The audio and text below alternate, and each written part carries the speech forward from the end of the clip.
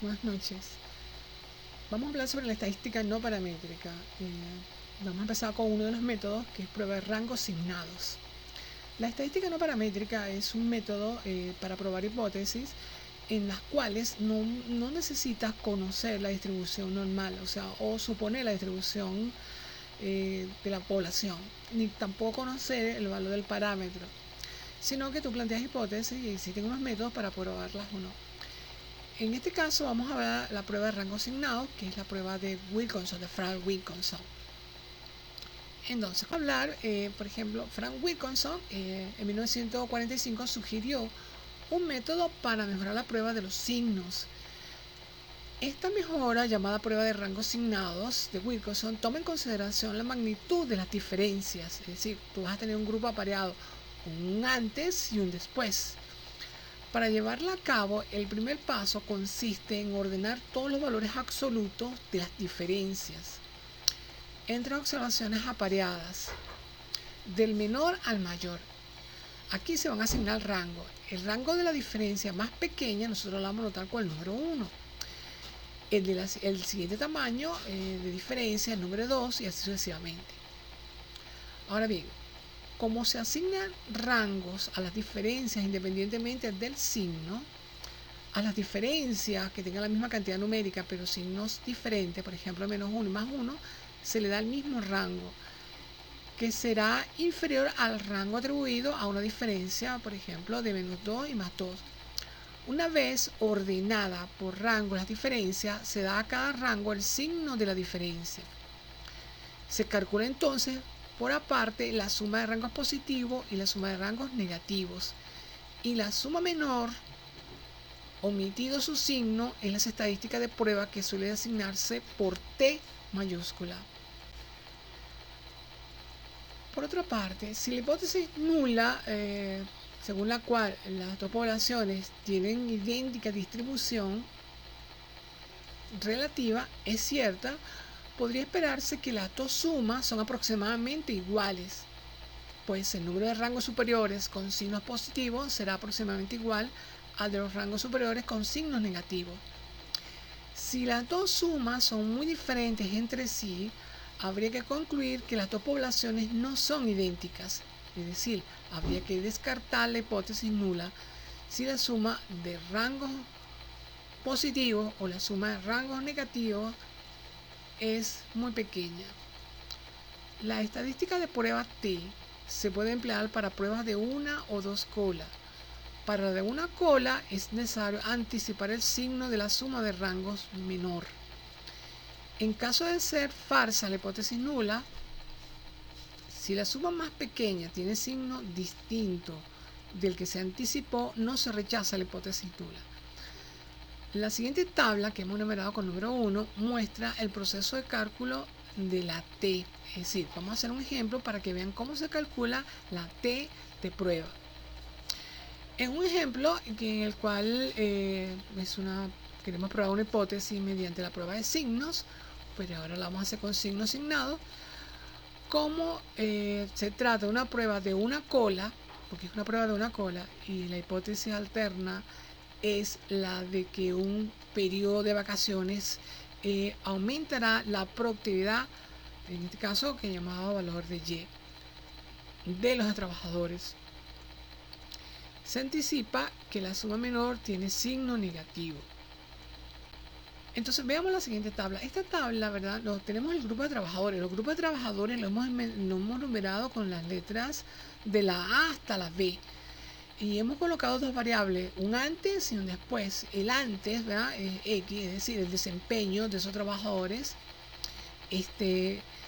antes de las vacaciones, y se notaron con los valores X, y unos valores que se hicieron después, unos textos después de las vacaciones, que representamos con la letra Y. Nosotros queremos, la hipótesis alterna en este caso es que queremos demostrar que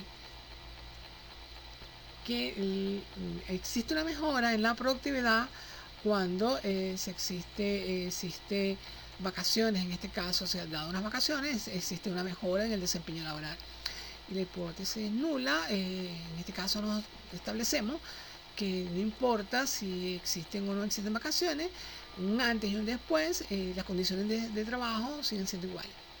Entonces, una vez establecido eso, lo que hacemos es calcular las diferencias, es decir, un después que llamamos y menos un antes que es x, y empezamos a colocar la diferencia pero con su signo. Por ejemplo, 79 menos 83 menos 4, 87 menos 85 es más 2, 70 menos 75 es menos 5, y así sucesivamente con todas las diferencias.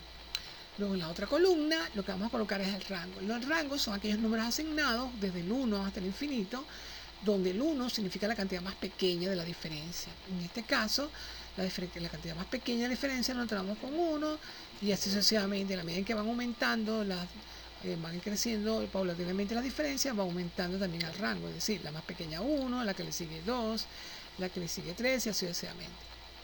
Entonces, observamos aquí en la diferencia de rangos que tenemos el valor más pequeño que tenemos, el valor de menos 1.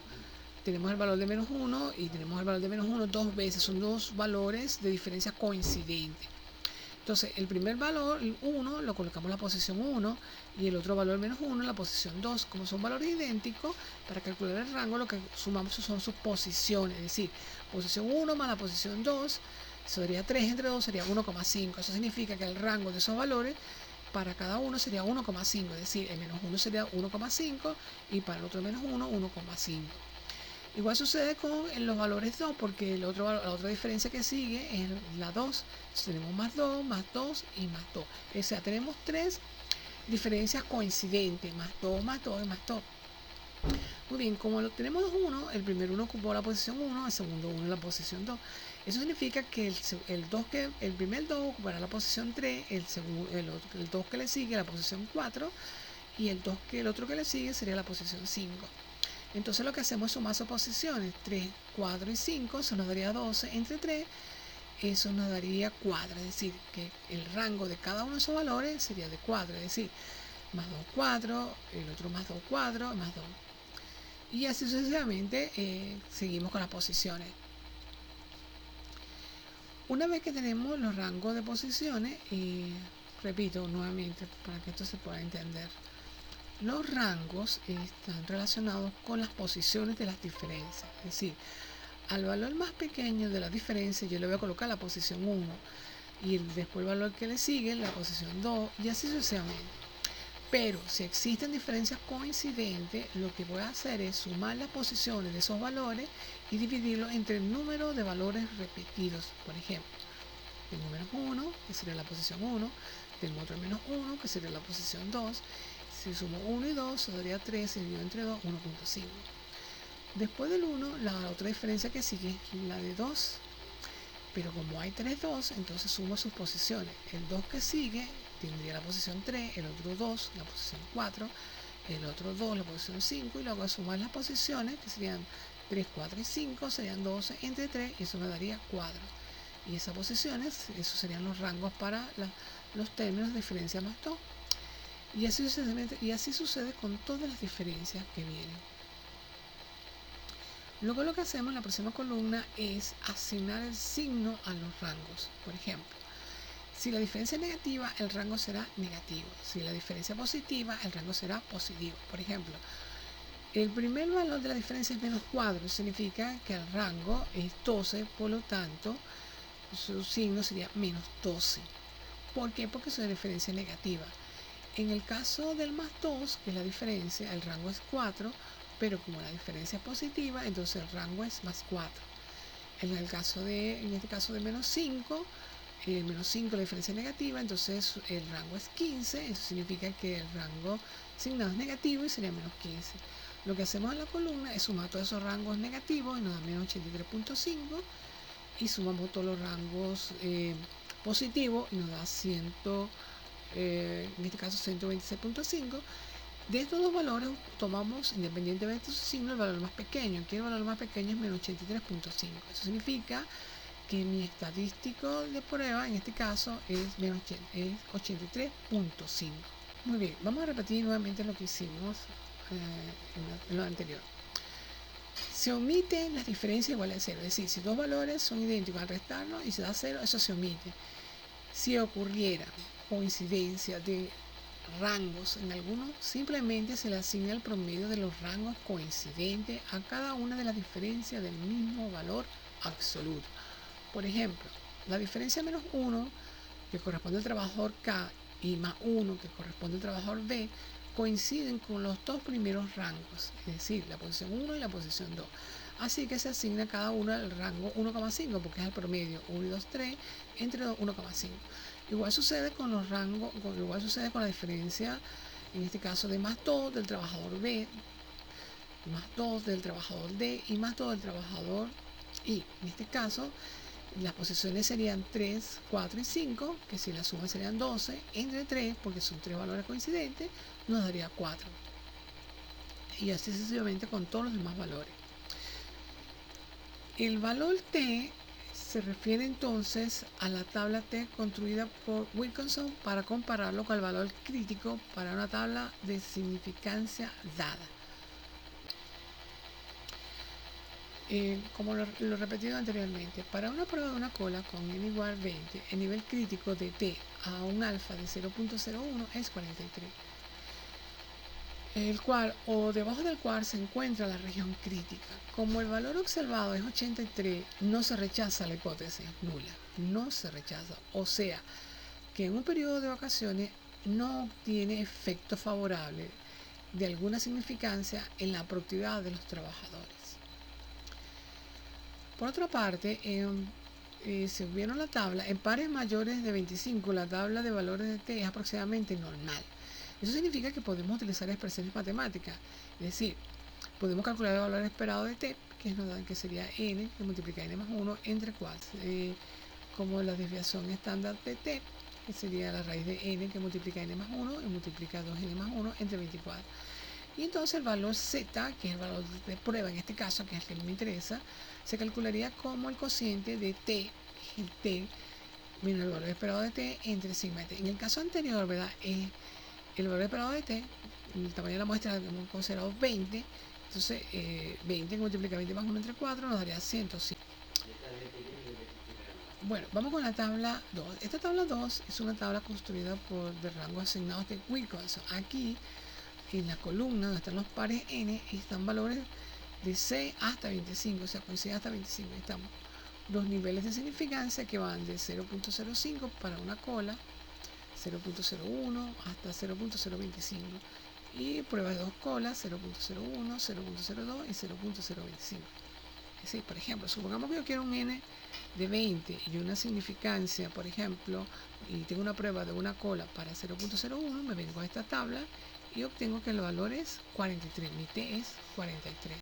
Y nuestra desviación estándar de t nos daría 26.78 si reemplazamos los valores en donde están las n de 20, 20 que multiplica 20 más 1, que multiplica 2 por 20 más 1 entre 24.